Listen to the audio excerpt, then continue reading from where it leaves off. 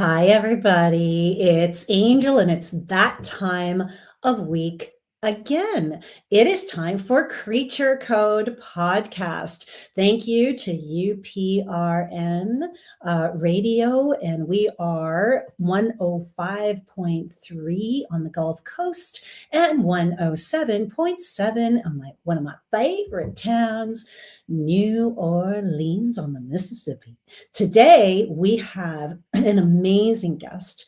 All our guests are amazing, but this one is particularly heartwarming. So you want to keep some tissue beside you. This one is going to be so wonderful. This is one of my favorite people. And, I'm not like other hosts where I do like this whole bio reading thing first. I usually like my guests to come on and tell you about them. But I have to say, this particular gentleman, he's very special. He has this beautiful angelic energy around him, and he's not going to say it, so I am. And and he works in the animal world. And as much as I'm an animal communicator, he is an animal communicator. This is so many levels. There's the physical, mental, there's the emotional, spiritual, and we all have our place in that. And when you meet Rodney Kaufman, you're going to understand what that means. His spirit is beautiful. It's so strong. It's so light. And he does such great work. And today we're going to talk about so many different aspects of animal therapy and dog therapy in ways that I don't think people maybe have encompassed before. So I think you're going to hear some really new things, and I think it's going to be a fantastic show. So I'm going to bring, without ado, Mr. Kaufman to the stage. Hello. And Juno. Well, you said What an entrance. so she decided that she would communicate first. Yeah, no kidding. So for those of you listening, Rodney works with many, many different canines, but one of his best friend, his pal, his counterpart is Juno, and she is what kind of Great Dane is she? Is there a specific breed of Great Dane? Well, her coloration is blue, but she's more of an American. So you're used to seeing a big block-headed Great Dane, like a cinder blockhead. That's a European, much more drooly. That's Arthur, my 180-pound male, who's off-site at the moment. This is Juno. She's a 1-year-old, 120-pound female. So, and she's quite good. She's been working since we got her at 8 weeks, and she is now the mascot to Corporate Canine Therapy, and she is doing extremely well. She is temperament tested. Loves the spotlight. And beautiful, and yes, she is the Walmart greeter of Great Danes. So we will see how she does. She'll kind of spot in and out as she wishes during our discussion. Absolutely, absolutely. She can free roam as she pleases. She's just loving her treat. So for those of you listening, she's just munching on her treats right now while we're talking. She's a superstar. She's like totally she's like totally natural, eh? We'll discuss it more because of Harlow and stuff, and why she is as she is, and why I believe that she is the best therapy dog that we're going to have. She's still a work in progress because she's a year of age, but she has taken to it extremely well. Yes. And we so waited. Before we do that, right there, let's talk a little bit about you, the mastermind behind this amazing organization, this amazing creation. Tell us about you. Tell us about who you are, how you got into this, where you come. Tell us all about you. You're such an amazing person. Well, I appreciate that. It's a simple story. I'm an executive chef by trade. I went to school in Toronto for 2 years, and then also in London, England, and Paris, France, both for a year at Le Cordon Bleu, École de Cuisine, and came back and had a catering company for close to 26 years.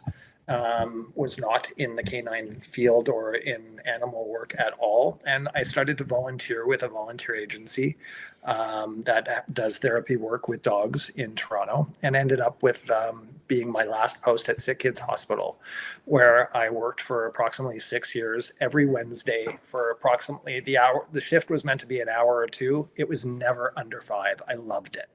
It was visiting kids on specific floors, and being there for the staff as well, and peer support, and first responders and all kinds of stuff. And we absolutely. Harlow and I, who was my Great Dane who passed away about a year and a half ago, absolutely adored it. So when I finished with that volunteer agency at Sick Kids, I started with the idea of opening a little canine therapy company. It was never meant to be what it is now, maybe 3 or 4 teams.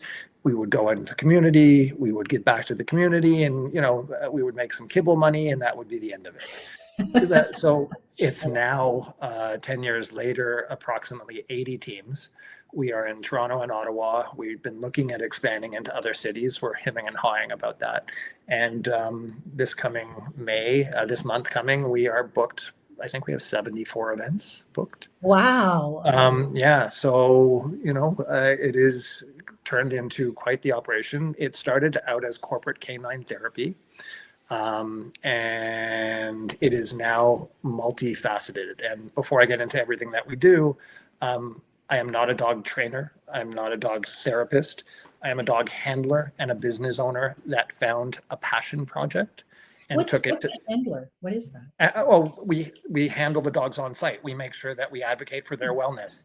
We look at how they are posturing, their body language. Are they comfortable when they're working? Do they need to have a break? Are they tired? Are they stressed?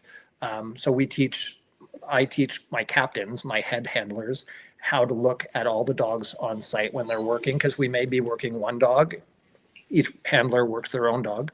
But we may have 5 dogs on site, 1 dog on site, or 30 dogs on site, depending on the size of the event that we're doing. So, and all my handlers own their dogs. These are personal family pets that are vetted through our program because owners will advocate for the wellness of their animals better than anybody else. Agreed, 100%. Now, you were saying that you're the business owner, but do you really look at this as a business? Because it sounds like it's your passion. No, it absolutely is a business. It is a couples owned business. So my wife, Jane, is our wellness manager, and she runs the client facing front of the house. And she works this business Monday to Friday, 9 to 5, just like a real job. It is that busy. And then I run the back of the house. So I do all the social media, the insurance, the onboarding of the new teams, and the other aspects. And then I'm actively on site as a handler as well. And I do all the evaluations, all the new team onboardings, and then all the minutia, uniforms and insurance and all that kind of stuff, invoicing and the fun stuff.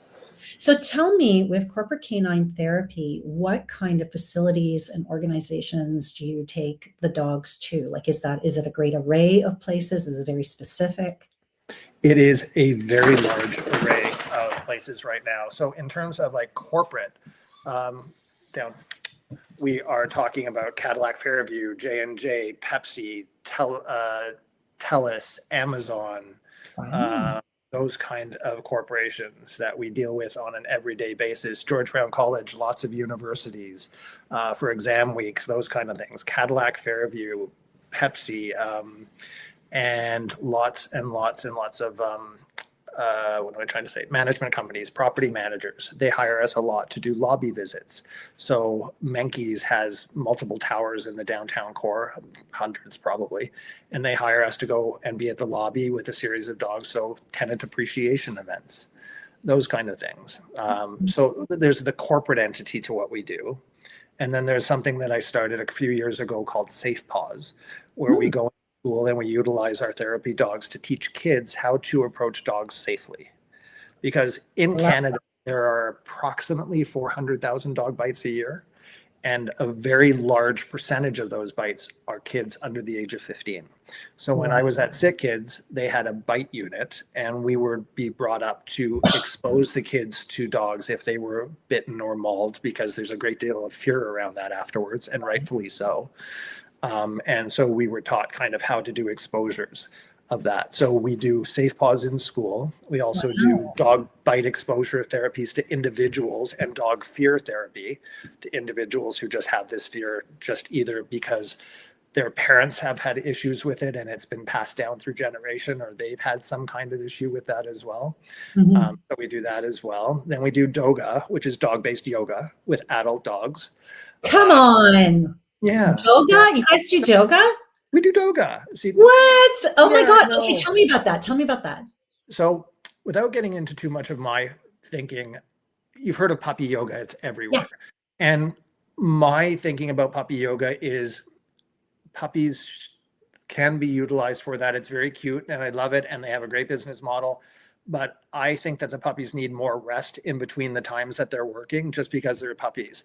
A lot of the bigger companies take a lot of great care of their puppies. We choose to use adult dogs.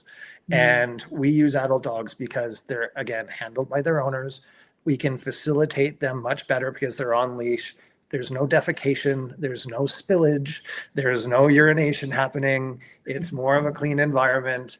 It's maybe not quite as cute as a puppy, and I understand that. But for us, we advocate for adult dogs for Doga. And we have come on. They're gorgeous. Older dogs doing Doga? Come on. Yeah, it's on my website. Oh, I have to see. Okay, and what is just a sidebar? Don't forget where you are right now. As a sidebar, what is your website, please? It's right on our thing, but I want you to say it for those listening. Yeah, it's corporatecaninetherapy.ca. Now, do you work, like, let's say somebody has a business or what have you, they can just go to your website and they can book you or talk to you for You can be a business, you can be an individual, you can be a corporation, you can be a charity.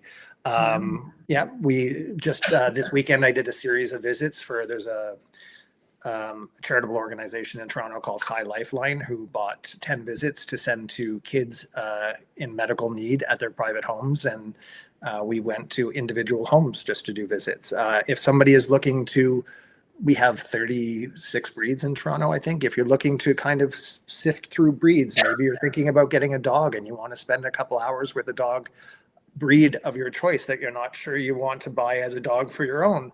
Why not use one of ours first to see? You can't keep our dog, but you can certainly do it for an hour or two. Oh my God, what a great idea. I didn't realize that you ventured into those areas as well. Yeah, you can give it as a gift, as a birthday gift, like a dog visit if you wish, or something along those lines. A doggy play date. A doggy play date. And what about that?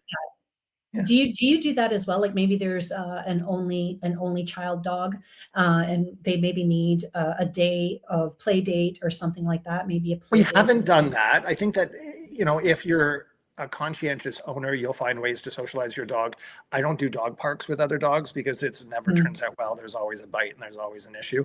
But certainly if there's dogs everywhere. So that doesn't really vie for us as much. Right. Yeah. But just to make sure our listeners know, because there might be someone going, ooh, wow, a doggy play date. And I'm thinking to myself, I'm not sure that that's the direction. So I wanted to make sure we covered. Yeah, no, not for us. But socialization of your dog is way beyond just meeting other dogs. It's everything. Oh, for sure. Yeah, for sure. And what about like the traditional kind of senior homes and every week we have clients with mental health issues. We have aged clients. We have people who have brain injuries. We have kids on the spectrum or adults on the spectrum, and all kinds of visits that we do. Absolutely. And do you find that seniors or anyone in particular will ask for a specific dog or bond to a specific dog and ask for them to come back? Though we have I'm just thinking of like the top 10 clients that we have, they're not necessarily dog specific. They like a variety. If they do bond to one, we can certainly set that up for them. But sometimes they have a memory of like they had a golden retriever and they want to have Goldens, or they had whatever. So that we have Yorkies. We have everything from, I think the smallest dog we have is Bobo at 4 pounds, and the largest we have is a Noof at about 160 pounds. Wow.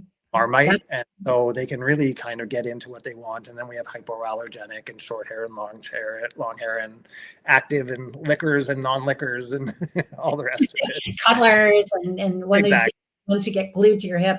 Okay, so then my question is on the opposite end, do you find that your dogs or the people that work with you, do they find that their dogs tend to lean into a certain type of person they like to work with, or a certain situation that they prefer? Not really. We try and get dogs that are really well-rounded, because that way we don't have to be specific when we have requests, whether it be from schools or whether it be from seniors or corporates. There are some dogs that do not like working with young people, and we kind of figure that out really quickly. They have high-pitched, screamy voices, and it aggravates the dogs, and they don't act well. None of our dogs will do anything. They're all really well-behaved, but they're just not client-facing that way, and it's not a good experience. And our if first you guys are hearing a munching in the background, that's Juno really truly enjoying her treats. Go for it. She deserves it. But just so you guys hear that. Sorry, yeah, it's not me sitting here having. No, that's okay. That's awesome. That's awesome. Hey, listen, it works. So we try and get well-rounded dogs, so we don't have to be specific in terms of which dog goes to which event. Having said that, we were kind of talking about dog yoga, and the last thing we do is canines and cocktails. So we match really spiffy cocktails with a canine party and do like a canine group and do a spectacular hors d'oeuvre kind of corporate event with that. And, so creative. We name the drinks after the dogs that are coming, like a whiskey sour whippet or something along those lines. And so the reason I tell you this is that we had Marmite, our noof, at a party that we were doing in a corporate entity on downtown on Bay Street. And we know that this dog is not child friendly, not that he would do anything, just doesn't like it. And the CEO brings his 2 5-year-old kids in. And now we have a situation of, okay, so we have a handler with a dog that doesn't like dogs, but 2 kids that are in close quarters. So that's why we train our handlers so well, so they can advocate for their animal. And she knew exactly what to do in order to facilitate everybody feeling good in that environment. Yeah, go ahead. No, because we're a service, and the CEO is, he's paying the bill, and if he wants his kids there, he has every right to. It's his office, and we didn't know that, but who would expect children to walk into a corporate canine cocktail event? Well, the thing is, it's always, there's always going to be some sort of surprise, and it's great that you guys are very in tune with that and that you can train that way. So that segues nicely. And if anybody out there has any questions, please put them in the comments. Also, scrolling along the bottom, you will see that we have a 1-888 number. So 1-888-393-1333. So at any point, if you have any questions at all for Rodney or myself, please feel free to call us anywhere in the world. This is a toll-free number, and I know we have massive amounts of listeners. We're upwards of 288,000 listeners in the last few weeks alone. Like, this is amazing. We're right on our 4th show, so I'm really excited. So if you have questions for us, please call in. We are set up for that today. But that segues nicely into what I was just going to ask, which is, how do you train a handler with your company? What does that look like? It starts at the vetting process. So when somebody wants to work with us, we first have a conversation with the handler, because what we do is extremely social. We are out in front of the public. We have to have talking points. We have to be able to trust that our handlers are well-versed, because 70% of what we do is corporate, and they have to answer questions and think on their feet. So that's the first process that we kind of go through. We do a 15-minute quick phone call to see if we're even going to get to the evaluation of the dog stage. So once we've kind of skipped that and we're at the dog stage, we do approximate 2-hour evaluation outside of the handler and the dog together. And there are about 30 different points that we look for. Beyond grooming and all that stuff, the basic stuff that we want to make sure is in place. We look for activity of the dog, reactivity, aggression, resource guarding, focus on handler, leash habits, a whole slew of different things that will make the dog ready for what we're trying to accomplish. If they get through that, we have captains in place. They are handlers that work for us with their dogs, and they basically are a little bit more trained. So after every event, I get a debrief on every dog, no matter what duration of the event or where it is. And so we have a running history of every dog, so that when Captain A is going to a site tomorrow, he can look back and say, Juno has been on site 3 times in the last 3 weeks. We had these or no behavioral issues. We seldom have behavioral issues. And so we have a history of all our dogs. And because we're a fully insured company, we have to make sure that we meet the obligation. And so when we're looking for teams, we're looking for about 30 points that make up an evaluation process over the course of about the first 6 weeks of them being onboarded. Now, when you're looking for a specific type of connection between the human and the dog, and this kind of airs on the whole emotional spiritual part, what is that connection that you're looking for? Like, what is it that you're expecting to see when they're being evaluated between the two of them? I want to see a dog focusing on their owner, in terms of when I teach a dog and I have a puppy, the first thing I teach a dog is focus, and that is to look at me for consent to do anything. So I want to see the relationship between the handler and the dog. Are they together? Are they on the same page? Are they in Can sync? they work together? Yeah. Yeah. Are they in sync? Because if they're not in sync, then it's going to be forced and it comes across that way and it doesn't look pretty. We want a dog to do the work because the dog wants to do the work. The first thing I tell handlers and the last thing I tell handlers is, if you want this more than your dog, we're going to know, and it's not going to happen. It's going to end up being not good. And when I mean not good is the dog will be cowering, the dog will be hiding, the dog could snap. We've never had that happen, but because we advocate very well and we vet very well. But I love the idea that you guys are like, if the dog is not into this, we're going to see it and we're going to respect and honor that. We're not going to try and fit that circle into a square into a square hole, right? It just doesn't work.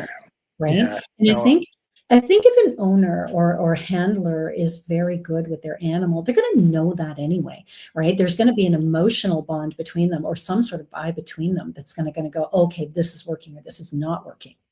You're 100% right. And when we have continuing education through Zoom meetings and different things going on for our handlers. And the number one thing we always tell them is be aware of your dog. Make sure that their dog is still enjoying what you're doing. There is nothing wrong with stepping back from this. There's no shortage of good teams that we can onboard. In fact, we turn more away than we onboard. Not because they can't meet the standard, just because we don't need all the teams that actually apply. So with that in mind, yeah, when we have people retire, it's very emotional because they've given their fur babies to us for a specific amount of time and they love what they do. And we've created a very nice family of handlers. And and they love giving back to the community. For sure. I mean, one of my dearest friends actually works with you, and she's the one who actually introduced me to you. And she's going to be on the show as well. She is. She and I are doing so much together now. And Sonia Davidson is a perfect example of that with Harley. She's been with you forever now, and absolutely. And they are just so bonded, so in sync, so together. And I watch them together as a family, and I look at that and I go, that's the kind of relationship that I can see others having as well. And I know I've met a few people who've worked with corporate canine because you and I have done a couple of appearances. Yeah, with Kitchener and a few other things. Yeah. So I've met present at some very special times in my life. So yeah. Yes. And so I think it's a really amazing vibe. You're absolutely right. And Sonia is a perfect example. Sonia was a captain at CCT. Oh, was she really? I did not know that. Yeah. And she took a step back because Harley, the Corgi, was not enjoying work anymore. And she said, we had a meeting and she called me out right after the meeting. And she said, you know what, I think we need to step back for a while. And the dog is just not enjoying the work. And we were like, absolutely, totally understood. Now she'll take a job once a month, maybe, just to keep his feet wet, so to speak. Yeah. And that's perfectly okay. There is no perfect amount of shifts that you have to take with us. It's really, nobody does it full time. It's kind of as you can. And it's kind of like the Uber of therapy dogs, if you will. I think that's amazing. I think it's absolutely amazing. Now, when you started this journey, and you just kind of made mention of it a few minutes ago, or even a minute or two ago, when you started this journey, I was fortunate enough, or partway through this journey, I was fortunate enough to meet Harlow. Yeah. And Harlow is a very special story for you, for your family, and even for me. this was a connection I made with, and this is something I don't know that you know, but I've always loved Great Danes.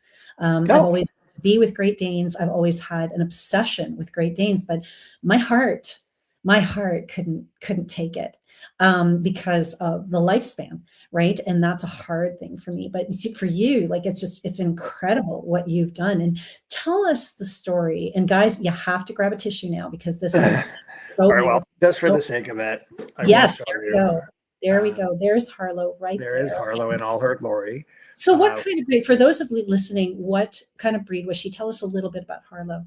So Harlow was what's called a blue Merle Great Dane. She was a cross between a blue and a Harlequin. So not a show Dane in the 7 colorations that you can show, but she was an amazing soul.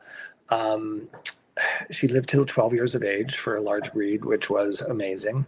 And she and I were soulmates. She was your soul dog. I remember that. Yeah. We started with the volunteer agency with the probably in around 2013, and then we finished at Sick Kids. And the history that we shared working in all areas at Sick Kids, whether it be oncology or hematology or palliative or whatever work was required, we were predominantly on general surgery and then orthopedics.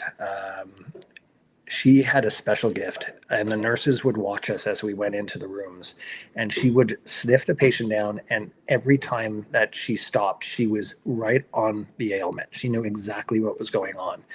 And she was not, while Juno is a lovely, therapeutic, energetic dog, Harlow was a deep thinking, understanding, standoffish when not working, but when working, like the most unbelievable dog that I've ever had the pleasure of being with. Yeah. She knew what to do, and she was the one who's started this legacy with me, and she continues to have this legacy because of the work that she did. And she won Volunteer of the Year of all of Sick Kids in 2018. She beat out some adults, which was she wasn't exactly popular, but who could be mad at that face? And she was a very special Great Dane that my family and I got to share with for 12 years. Yeah, and she was amazing. And it's interesting because you can tell, I always say as an animal communicator, if you want to know anything about a family, ask the dog, ask the animal, ask the pet. And this was an animal that always felt so full of love and joy and always felt safe. You guys were always on the same vibe, and it was beautiful because you saw Harlow, you saw you, you saw you, you saw Harlow, and there was this amazing connection that is very rare, even in the animal communications world, to find. Now, Harlow too was very unique because she was what we call a spirit level animal, and I don't know if we've ever really talked about that. No, But not really. yeah, she could communicate on every level, mental, physical, emotional, spiritual. And I think that's really part of what made her so special, was that no matter who she came across, she was able to connect and tap into consciously or unconsciously on every level. Right. So some animals are mental, physical, right? Yes. They'll talk to you physically and that kind of stuff. And all that kind of thing. Some are emotional, physical, some are emotional, mental. But she is a rare find in that she was not only all 4 levels, but she found her calling through you. And that's the rare part. As an animal communicator, we see these animals who are spirit level. They're usually find people who are intuitives, people who are gifted, people who are, and you are, whether it's conscious or unconscious, because you're a very scientific, very logical guy, but your gifts are soulful, right? You are of the heart. You're what's known as a pure heart. And so you were able to see what was within her and bring that out of her. And I've never seen an animal before her or since her that was so aligned with who she was and aligned with the family she was given to, because each of you was able to kind of give her that way of expressing herself too, right? Whereas you're very emotional, emotional, physical. Jane, your wife, is very physical, mental. So there's a lot of the different combinations within your family, and she gets to explore all of them. She could talk to all of you. And she needs you to know that she's always around too. And she also wants you to know that, buffer him from the treats. It's almost like, it's not that you're giving him too many treats, but it's like you're giving him too many of his favorite treats that he's getting spoiled. Make them more spread out. Like, do you have different treats So that you know? that would be Arthur, because Juno's a female. Okay, yeah. So Arthur. So yeah. So when she says, "Oh yeah, that's right," okay, that makes sense. So spread out the treats, make them different. Don't make them the same one all the time. There might be something I'm missing, because he doesn't get a lot of treats. He's not a big treating dog. But maybe. Is Juno the big treat dog? Because I could just be getting the gender wrong. We first started training positive reinforcement with treats. This is about Juno. Yeah, the treats that I'm doing now are purely for the camera. She's not a big treat dog. She gets maybe 2 or 3 a day. Right. Okay. So those 2 or 3 a day, are they always the same treat? Pretty much. Okay. That's what she's saying. So she's saying, change up the treats. Change up the treats. Now she wants the chef side of me to come out. Right, you got it. She's like, and if dogs could laugh. So sometimes it's a little bit of detective work, but no, it was Juno, so that's my bad. Sorry. No. Just so we're clear. Yeah. But where Juno is concerned, it's and it's also and I'm getting something about watch the treats you give. So this is why it needs to be changed up too, because there's something about her body. If it gets too much of the one treat, it's almost like her body's. But I should say that I just said to Jane today that I'm just going to adjust her diet slightly, just because I see a couple things that I don't want to see. That's what we're talking about. So even in the treat section. Got it. Okay. Thank you for that validation. No, Jane is here and she's saying, "Are you talking about my diet?" And I was like, no. I should probably preface that by saying, like, there are 2 people in my life, women in my life, that made the biggest change. One is Jane has made me a much better man than I actually am. And then Harlow was the second. Yeah. Well, yeah. So, but with Juno, I think what she's saying is extend that diet, tweaking that diet into the treats as well. Okay. We can do that. We can absolutely do that. And Harlow's like, thank you. I'm like, you're welcome. She loved her life with you. And that's obvious now as I speak with her, but it was also obvious back then when I knew her. And I think, she was very fortunate. I think any animal is fortunate to come into contact with you and Jane, to be perfectly honest with you. You guys are, as you can tell, you're some of my favorite people. We appreciate that. I have a saying on my chat that says, all dogs speak, you just have to know how to listen. And it truly is true. They speak loudly. And the thing that when people ask me what I can help them with when training, and I'm not a trainer, but because I know dogs so well, the 2 things I say is, 1, train your dog, and 2 is listen to your dog. You don't have to always talk. We talk way too much to our dogs. Oh my God. So I'm so happy to hear someone who's so logical and practical say that, because it is heart-to-heart connection, isn't it? It's heart-to-heart, and they're nonverbal. They take better direction from nonverbal cues. That's why when Harlow worked at Sick Kids, she had about 12 nonverbal hand gestures that kids who were nonverbal could command her. But it wasn't because she needed it. It was because that's how she communicates. Yes. And because also she's of all 4 different levels, I think it was also about, being able to feel the situation. She just knew. It's like you said, she would, is that Juno, or was it her that can smell, and that was Harlow. That was Harlow. Harlow had that healer, right? And that healer instinct was to be able to not just physically smell it, but she felt it too. Right. So and 100%. So let me give you this, because this is going to freak you out. So Harlow was the thinker, the healer, the emotional. They say that the next dog that you get is given to you by the dog that you've lost. Right? Absolutely. Okay. So I don't know if I subscribe to it, but what I see in Juno, the dog that I have now, is she is the antithesis of what Harlow was not. Harlow was loving when she was working, in your face, great therapeutic. But when she came home, she was at the end of the bed, facing away from me, in her own space, comfortable to be so.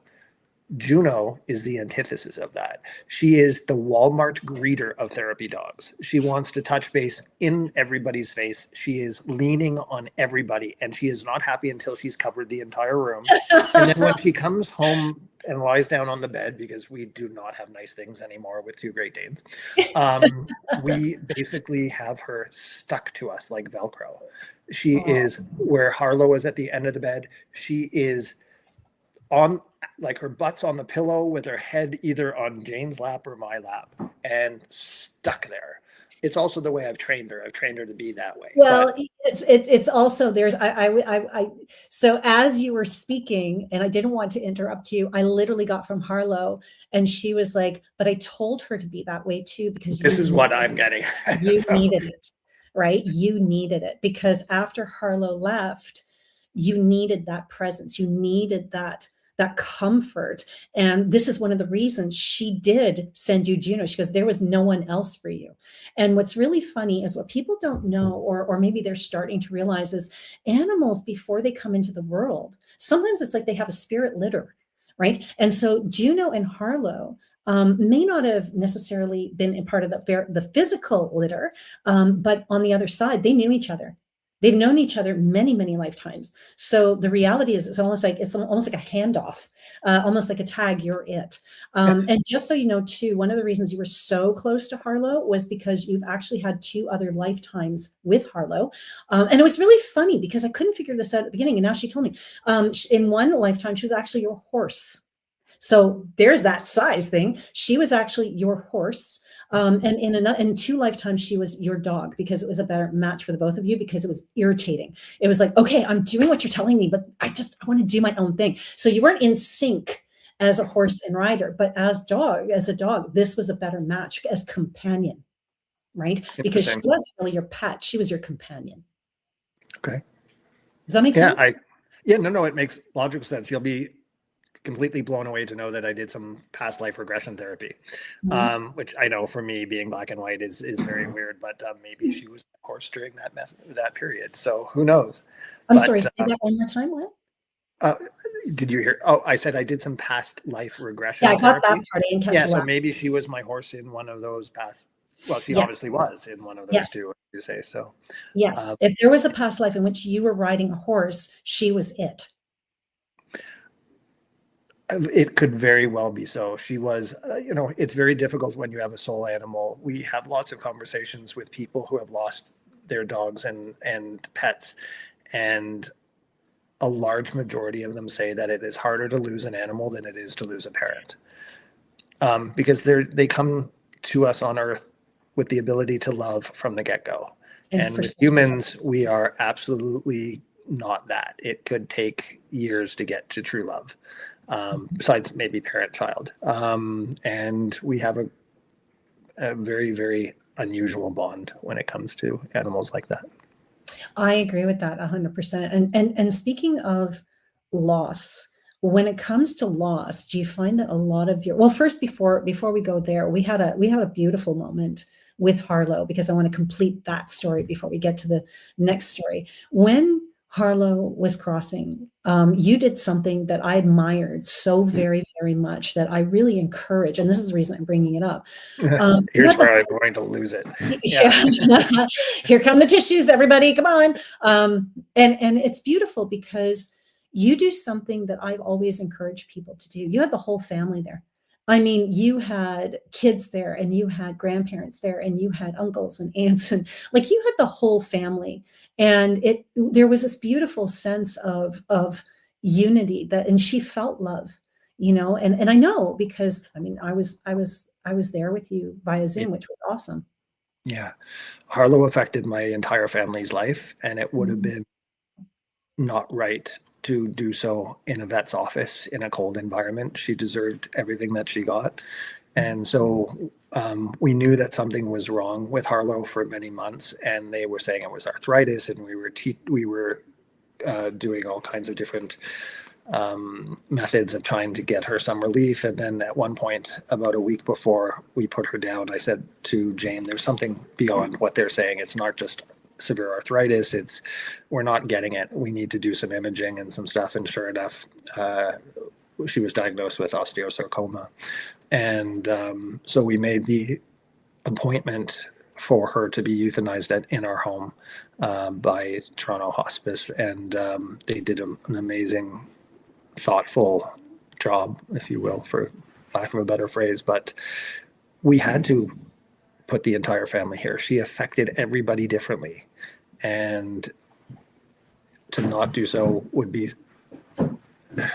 have been criminal. And many people have said to me, like, how did you do that at your home? And I was... How do you not? Right? How do you not? You know, one of the people that was with us is a surgeon, and he has never been able to be in the room when his animals were euthanized. And he deals with, you know, things in the hospital all the time. And I held her head in one hand and her heart in the other until it stopped. And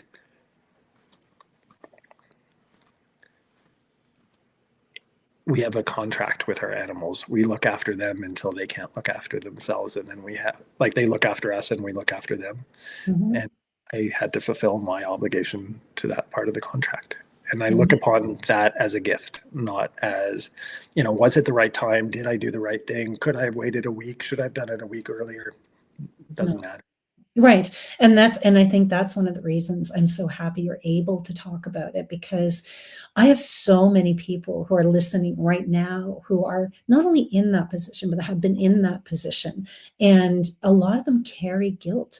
Was it the right time? Should I have done it now? Is this, you know, something that this animal wants?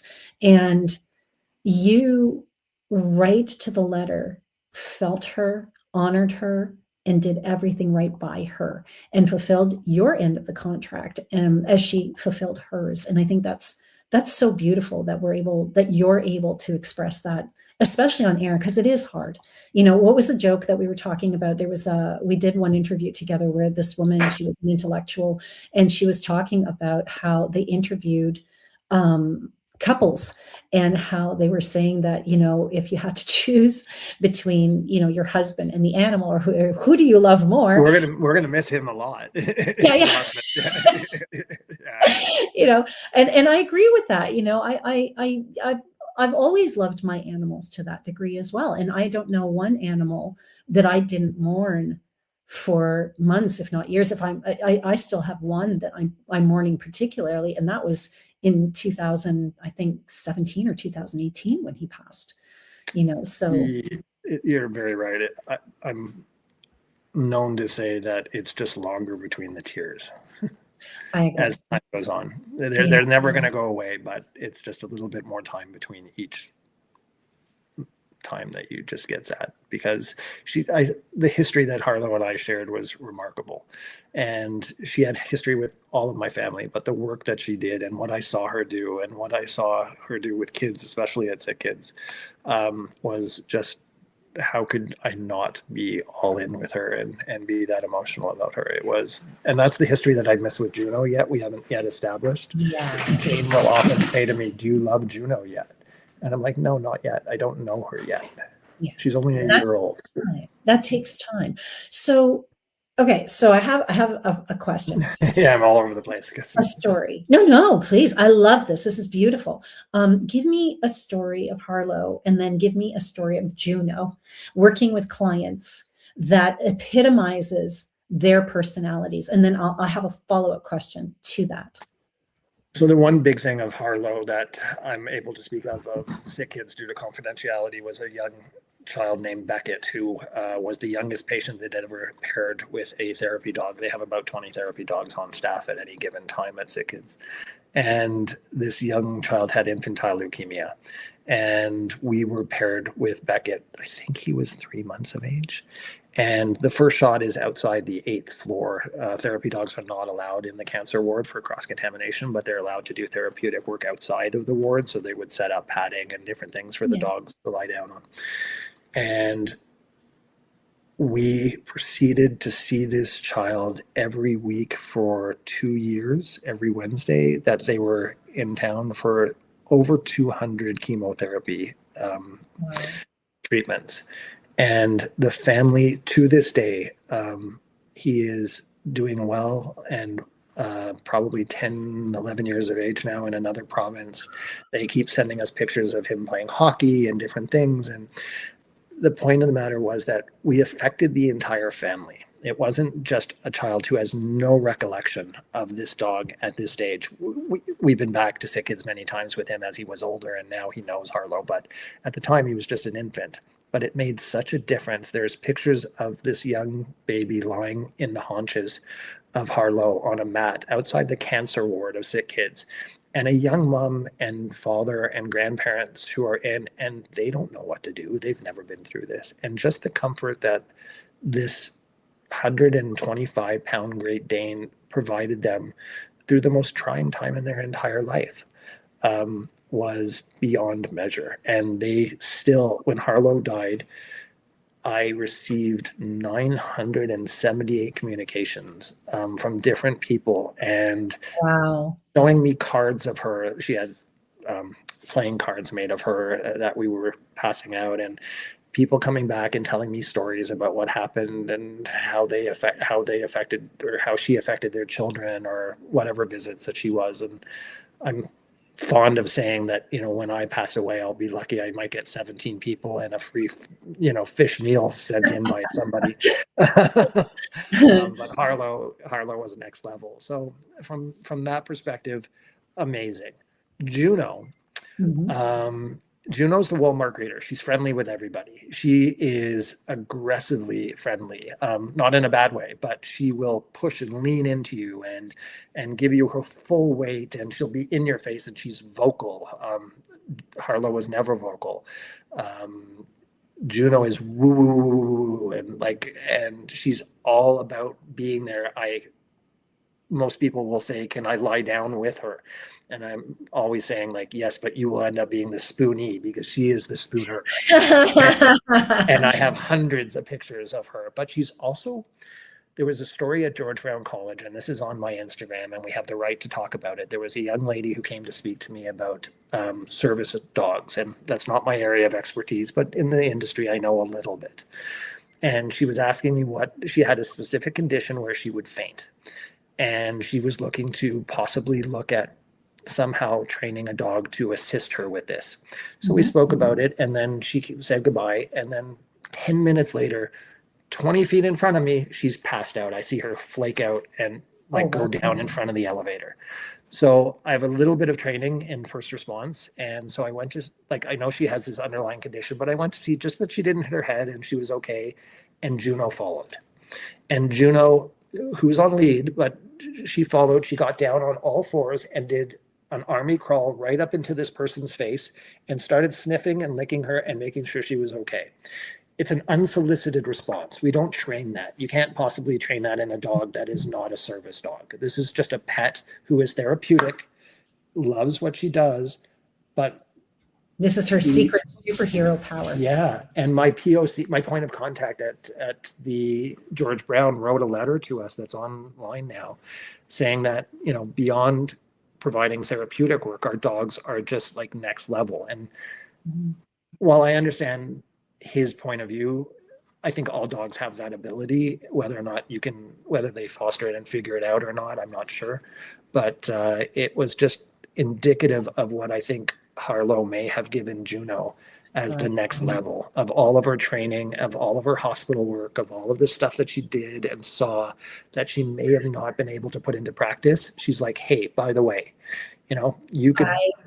I literally just heard, it's almost like you've seen nothing. Wait, she's only a year old. She's going to start surprising you at around a year and a half, 2 years. She's going to start presenting abilities and you're just going to go, what? Who are you? I see telltale signs of that coming. So yeah, it's going to be pretty amazing. So I love it. I think it's amazing. So my follow-up question to this would be, when one of your dogs or any animal in your perspective, and this is just your thoughts, when an animal works with someone so long as with that young boy, my first question is after a day like that, what do you think they're feeling? Do you think they're exhausted? Was Harlow exhausted? What did you do for her after that? Like, what do these animals need for aftercare emotionally? Because as much as they're therapy dogs, they themselves, I would assume, I mean, as an animal communicator, I know the answer, but they need care themselves, mentally, physically, emotionally, spiritually, right? So when we talk about really advocating for our animals, what do you and your handlers do, or what do you advocate in taking care of them afterwards? Yeah, so it's fairly common that we talk about energy when we talk about dogs doing this type of work. Mhm. And I mean, first and foremost, Harlow, every time that she worked, got a cheeseburger. That was the deal. She was never overweight. She was always great, but the deal Work for started. burgers. I don't know how exactly. And where I live, just north of the city, about a kilometer as we turn into my community, there is a fast food burger place that started knowing Harlow, and every time we pulled up, they would give us for no charge because she knew they knew what she was doing, and so it became a thing. So on the way home, Harlow knew she was getting a cheeseburger. Beyond payment of burgers and cheese and bread, their energies, they're exhausted. They're basically physically and mentally stimulated to the point of exhaustion when they do long shifts. It's not uncommon. If I don't work Juno for a day and she's just around the house and we do our normal activities of walking and whatever, she will go to sleep around 11 and she'll sleep till about 7. If I work her, last week we did 3 shifts at MTCC for a radiology convention, and she was working 4 or 5 hours each shift over 3 days. And the end of the shift, she slept until 10 o'clock in the morning. Oh, wow. Which is never, and she sleeps from the time that she gets home. The energy that they take on and the level of tiredness is so incredibly different from a working day to a non-working day that I know it is. And all my other handlers report, like at the end of the shift, we'll get pictures because we have a chat group for every event that we do. And, Charlie's conked out on the couch. Jimmy is passed out in the crate. It's the same for It's a lot. most of the dogs are extremely tired unless they're extremely high energy dogs. Yeah. But even then, it's energy overload, right? Yeah, Like it's all energy overload and beautiful. physical. I mean, they're up and they're down and they're taking on people's stories and they're taking on people's sadness. I love that you said that. Yeah. So, Yeah. okay. So I have to ask you this, and whatever you say is totally cool, right? You don't have to agree with anything I have to say. I want your opinion. So, how do you feel about the idea of, every once in a while, like, doggy therapy? How do you feel about doggy therapy? How do you feel about animal communications, talking to dogs? So one of the things that I love to do is, and this is a recent thing. I had a dog who was basically caregiving for their elderly owner. So the daughter lives with them as well. It's a daughter, the grandma, and the dog. And the dog basically cares for the grandmother's emotional well-being, right? That's her therapy dog. Yeah, an emotional service animal. Yeah. Right, pretty much. And so the reason the daughter called me was that I want to know how my dog is doing. I want to know what this dog needs to continue to be healthy in order to continue to work with my mom and care for my mom, because we want to make sure this dog stays a long time. How do you feel about animal communications in that regard, in aftercare for animals? What are your thoughts on that? I think there are all kinds of things. First of all, it's required. They are flesh and blood beings. They have feelings and they need care. It was not beyond me for Harlow to get the occasional Reiki session and do some energy work. Beautiful. Yeah, Jane, who is much more woo-woo than I have ever been. Oh, there's that word again. Yeah, somebody else used that word last week. Sorry, but okay. for my lack of understanding, Harlow wore amethyst. Oh, She had massage, she had chiropractic care, she had Reiki. In fact, we are looking at aligning ourselves with a Reiki company to do wellness initiatives with canines on site. Just because it's all energy work, right? Whatever we do is energy. It doesn't matter how we work around it, and you'll forgive my expression of the W word. But yeah, no, without a doubt, we have to look after our dogs from a physical sense, an emotional sense, and a spiritual sense, without question. I'm so happy you said that. I'm so happy that you mentioned Reiki as well, because for me, that's where my entire world started. I was in a session working with herbs. I was a mom. I was bored. I took this and I kept picking up plants and knowing what they were. And they're like, have you ever done Reiki? And I'm like, I've never even heard of it. And I went to do Reiki and it opened up my world. But it didn't just open up my world for the W word, but it also opened up my world in the sense of it was very healing for me. Every time I went to a session, I felt better, right? There was something that released, something that, and I started to recognize that not only are we energetic beings, but we carry energy, especially if we love someone or we love something or we give out that compassion, we carry that as well.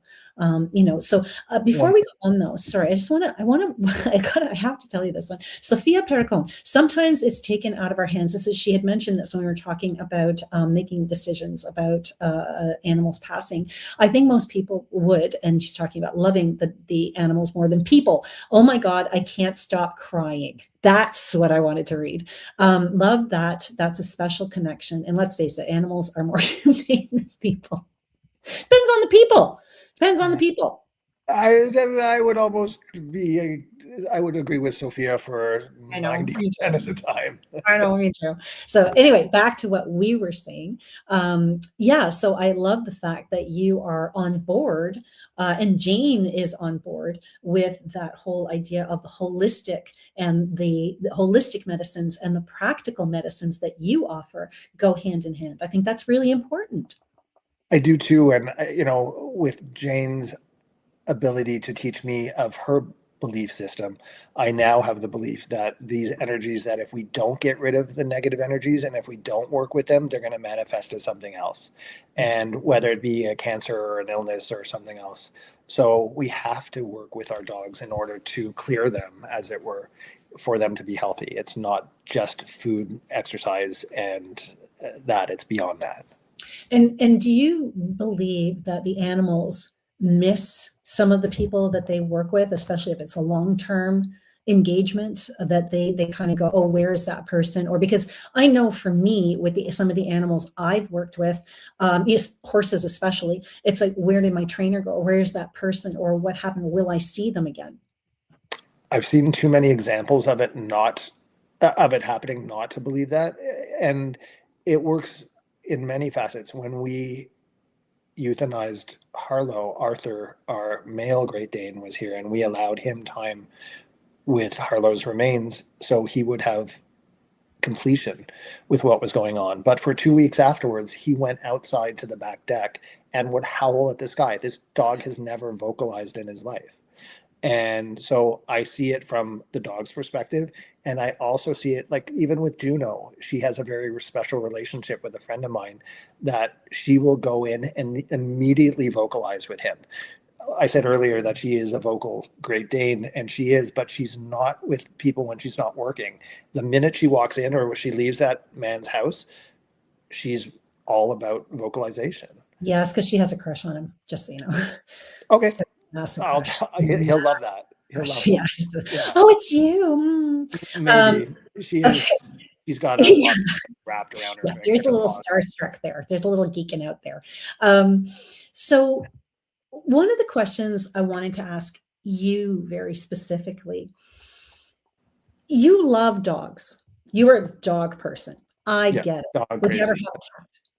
I have a cat. Wait, what? I do. Oscar. Wait, what? And I have two. Why have I never tapped into Oscar? It's like Oscar's like a not even there animal. And we have two cats, therapy cats, one in Ottawa and one in Toronto on the roster. Oh, so you do work with other animals outside of dogs? We have two cats. Yes, we couldn't get the llamas into the cars, so we stopped with cats. Hey, I like llamas. I got llamas. I love llamas. I just can't get them in a building. Do you know how they say it in Peru? They don't say llama. They say llama. Llama. Okay. Llama. You don't say the double L. So I'm not going with the double W, so we'll go with the double L. Right. Yeah. Okay. Thank you. I appreciate you. Thank you. No worries. Arthur. So is Arthur a therapy dog as well? No, Arthur is not. He was first purchased to be therapeutic.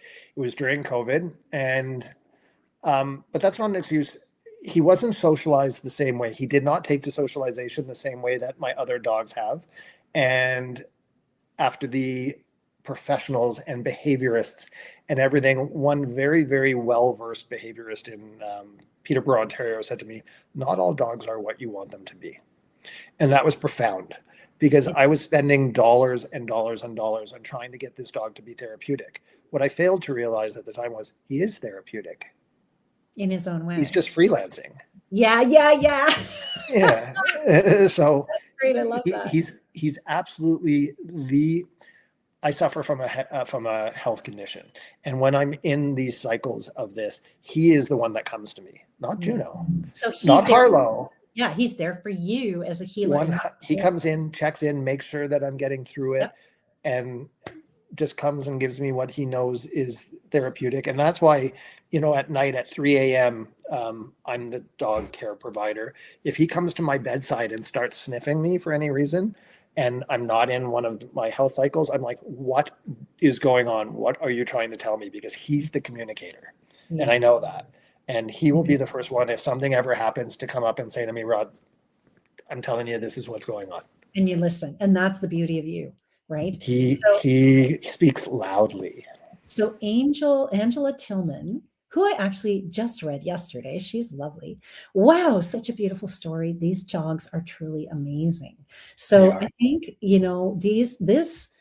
one of the reasons I absolutely love doing this show is because I feel it's incredibly impactful. Whether it's 2 people or 10 people or 288,000 people who are watching and listening, there are people who are being affected right now, people who are educated a little bit more right now, people who are a little bit more nurtured in understanding the mental, physical, emotional, spiritual aspects.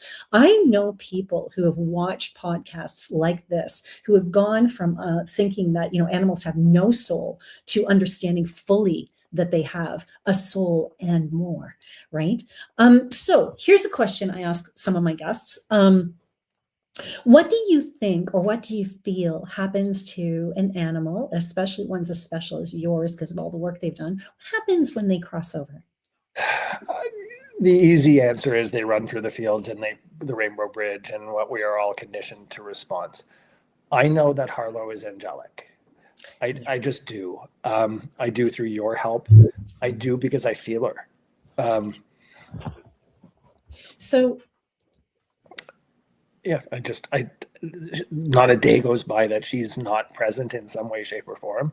And whether it's that she's manipulated my thoughts through her own being while she was here on Earth, or whether she's doing so from somewhere else. But I think that the more that I go on and the more that I have other dogs surrounding me, I think that they have the ability to influence the next generation that comes through. And they do that in a very specific way that I can it's somewhat palpable. Like, It's strange for me as a very black and white person, and I probably don't feel this about humans and reincarnation and all that stuff, but with dogs, I can absolutely see it and figure it out and feel it. Well, it's very interesting on my path because I work with so many different cultures, and I've actually experienced this. If you can believe this, probably make me really, really woo-woo. But there are 2 very powerful entities, energies, whatever you want to call them. They're both Egyptian. One is Bastet and one is Anubis. And Bastet will take certain cats and take them to her temple over the Rainbow Bridge. And that's where they stay after their 9 lives or whatever, they've done. Anubis, though, I've seen this happen. Anubis will take the ones like Harlow, and and the saying is that he will seat them to the right paw of his throne. And I believe that that's where Harlow is. Right. And I've actually seen this because I worked with a dog who was crossing over, and the family had me come out to Guelph, and they had the other puppies with them and everything. It was a beautiful, beautiful ceremony. But what was really interesting is that I would have thought I was crazy and seeing things, but I saw this light, and the 2 dogs, the little dogs beside me, looked up at that light too. And all of a sudden I saw Anubis. I saw him, and he had a staff, and he put the staff on the ground. He kind of banged it on the ground. And as soon as he did that, this dog took his last breath. And the 2 dogs who were with me literally when he did that, kind of went like that, like all three of us did, right? Yeah, And yeah. it was amazing experience. So whether, again, that was something that was, maybe they were responding to me, who knows? But the reality is what I saw, what I felt, what we experienced was so palatable. And I truly believe that if there is such a thing as a temple of Anubis, that Harlow truly will be there, you know? I would love to think that she exists on another plane. I'm sure that she does, and that she's having a wonderful life. It's funny, as you were saying that, I inadvertently grabbed this, and this is filled. So Harlow was acclimated, and this is filled with Harlow's remains. And yeah, and I have never taken it off since the day that she passed. So, well, the day that I got it back after her acclimation. And That's amazing. yeah, So yeah.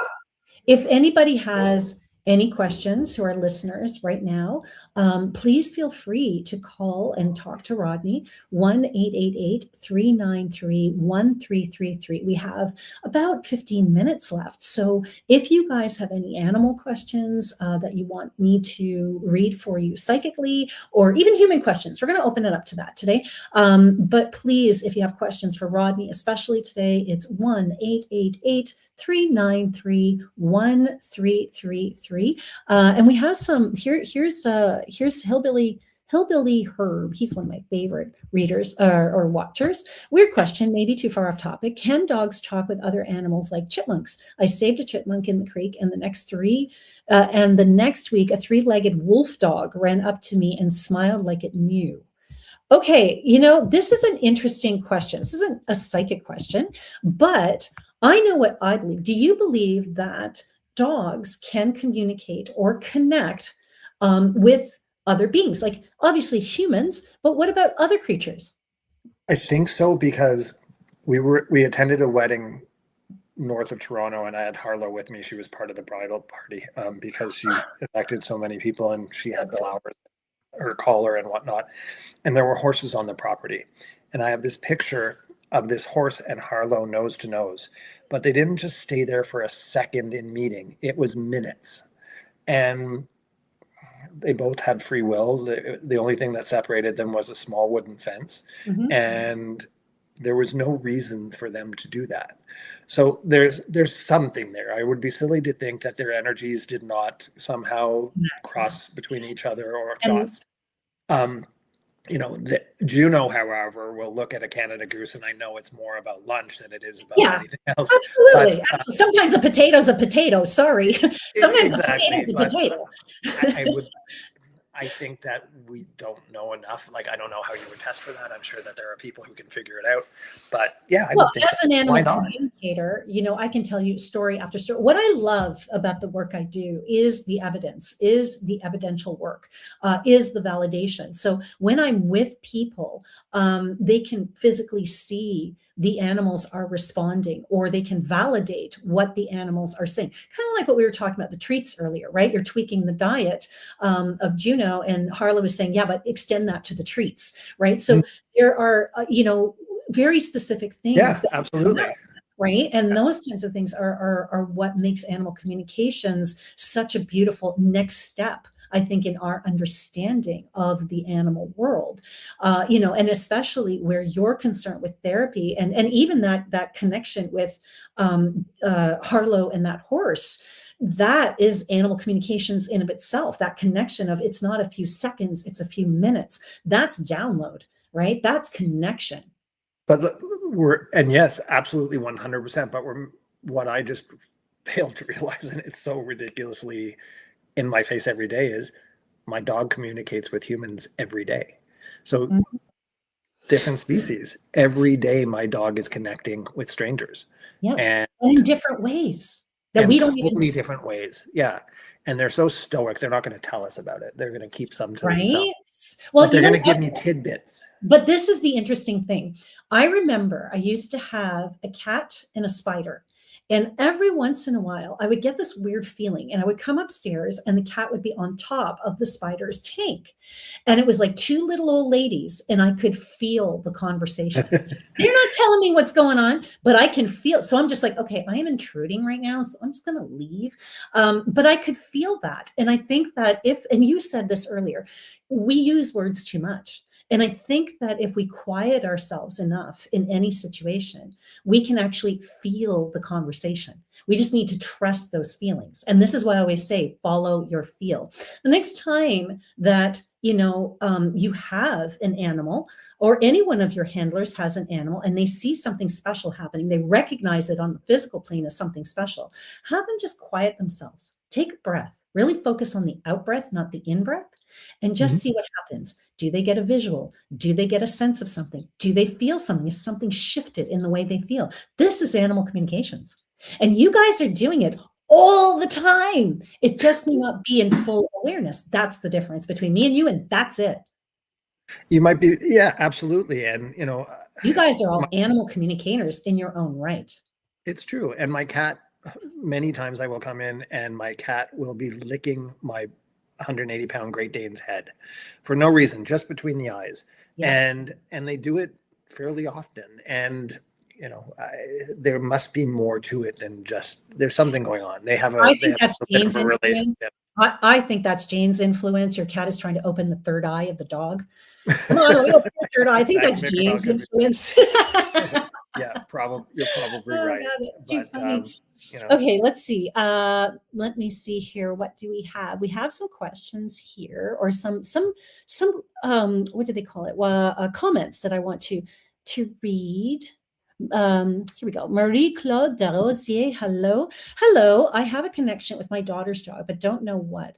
Percy looks at me like he knows me. He's my dog that passed away years ago. Please and thank you.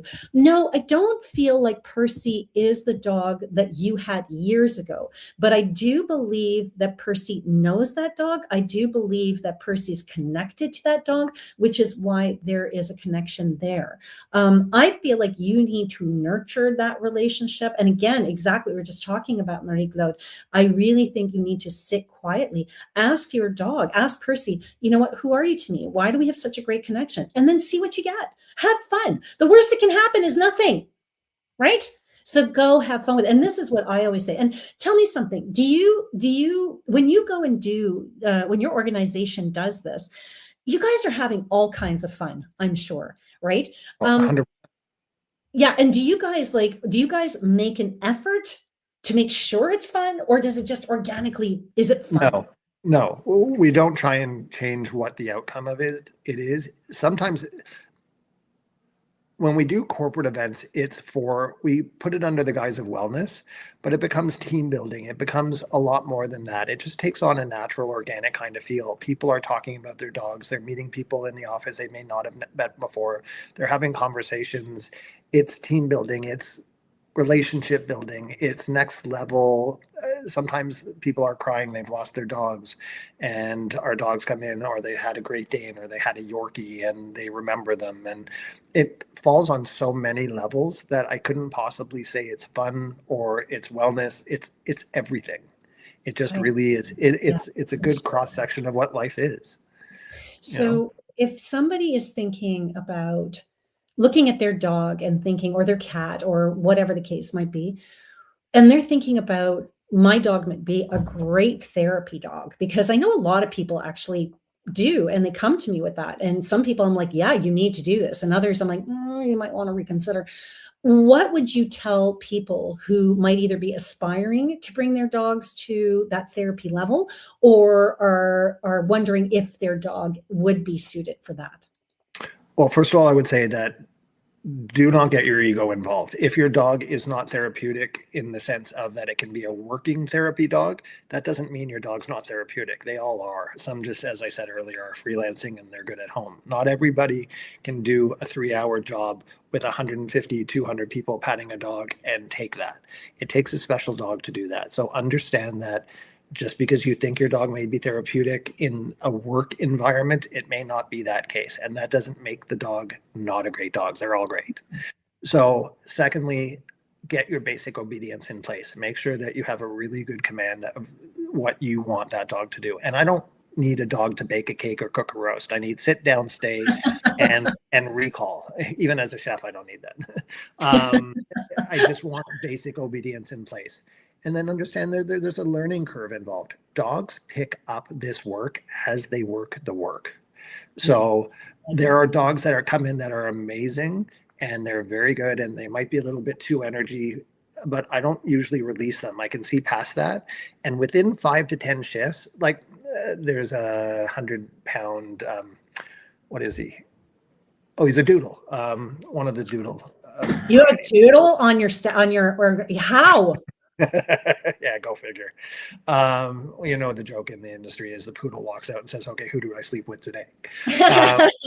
So with that in mind, they basically, this owner handler had issues. The dog wasn't reacting well, but I saw beyond it. Anyway, to make a long story short, after about 6 months on staff and lots of help and teaching, and this is now one of my top dogs, and he has figured it out through the use of the handler giving him the opportunity to be exposed to this work and the dog picking up on the energy of what the work is required. And now I trust him, where before I was on the fence. Do I release them? Do they have to get some retraining? Now I have no question this dog could do anything at any time. And it's not that we taught the dog anything. The dog figured it out. Now, and okay, we're talking. Sorry, Juno figures it out. When she puts on that bandana that you saw earlier, she knows she's working.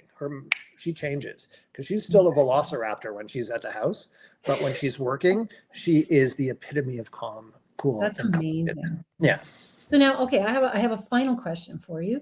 We've talked all about the dogs and the training of the dogs and the training, and you probably know where I'm going with this. What about the training of the humans? Yeah. It's funny. I did a podcast. Have you ever had a dog where you're like, this is the perfect dog, but I can't train the human? Yes. And I've quite honestly, in the 10 years that we've been doing this, I've released more teams because of the humans than the dogs. Dogs are, I understand dogs. They are predictable for the most part. Humans, not always. Dogs are not coercive. They're pretty much who they are. There's no ego involved. No, not at all. They're pure. And that's not to say that these people tried to do anything backhanded or anything. It just didn't work out. They weren't what I needed client facing. And, you know, I've released maybe 2 dogs. Other dogs have retired and moved on and not been wanting to do the work anymore, which is fine. But in terms of actually releasing dogs because I saw things that were just not going to get past, very, very few and far between. We do a very good job at vetting our teams up front and making sure that they are what we need them to be, insurable working dogs. Thank you. That is amazing. And you, again, are truly amazing. Jane is amazing. This organization is absolutely phenomenal. And you've given me some opportunities too. I've actually gone to some of your events where I've been asked to come out and do animal communications. And I've been so privileged to know you and this organization and work with you. And I know that you and I have been talking about maybe, you know, doing some roundtables for this show as well. So that's something else we're going to be talking about because I definitely have to have you back. You were just so engaging. Can you tell everybody again where it is they can find you and find out more about you? Because this is something I think every corporation should work with, every business, every individual, because team building is a must, and team building through animals nurtures so much more than just a human connection. It's so powerful. Yeah, so I appreciate that. Well, thank you, first of all, for having me on, and I'm happy to answer that. But yeah, we've worked together for a bunch of different things, and it's been great, whether it was on TV or whether it was whether you were present too when Harlow was passing, or we also had you in to educate some of our handlers as an animal communicator for, I think we had 20 or 30 people online that night. And they all still speak of that as one of their favorite things that we've done. So Corporate Canine Therapy is at corporatecaninetherapy.ca. We're also at Corporate Canine Therapy on Instagram and on LinkedIn as well. And, you know, we are very accommodating at kind of coming up with the perfect event for you. There's nothing magical about what we do. We harness the power of therapy, of dogs who are therapeutic, to make humans feel better with a non-drug centered approach, utilizing owner handlers with their best friends in order to facilitate our service. And You're such a liar. It is so magical. It's all magic. Well, it may very well be, but it's certainly not a difficult thing to do, and not a day of it is work. It's all a passion project, and we wouldn't change it. Oh, here's Juno back into the house. Thank you so much. And thank you, Juno. And thank you, Jane, for being here. I really, really appreciate you. And we will see you again. Okay. Absolutely. Thank you. Be well. Okay. Bye-bye. Oh, that was an amazing episode. Oh my God, I'm so excited. I love having therapy dogs on and talking about animals in different respects. And we're going to have so much fun. Like I said, in the future, we're going to have a cryptozoologist. Go figure out what that is. And we're going to have a wolf, and we're going to have amazing talks about near-death experience in animals. This is going to be an amazing, amazing show, and we're going to grow and get stronger and stronger. So for all of you out there, this is your tip for this week. When you are with an animal and they look at you and you look at them, get quiet. What are you showing me? What is it that you want to tell me?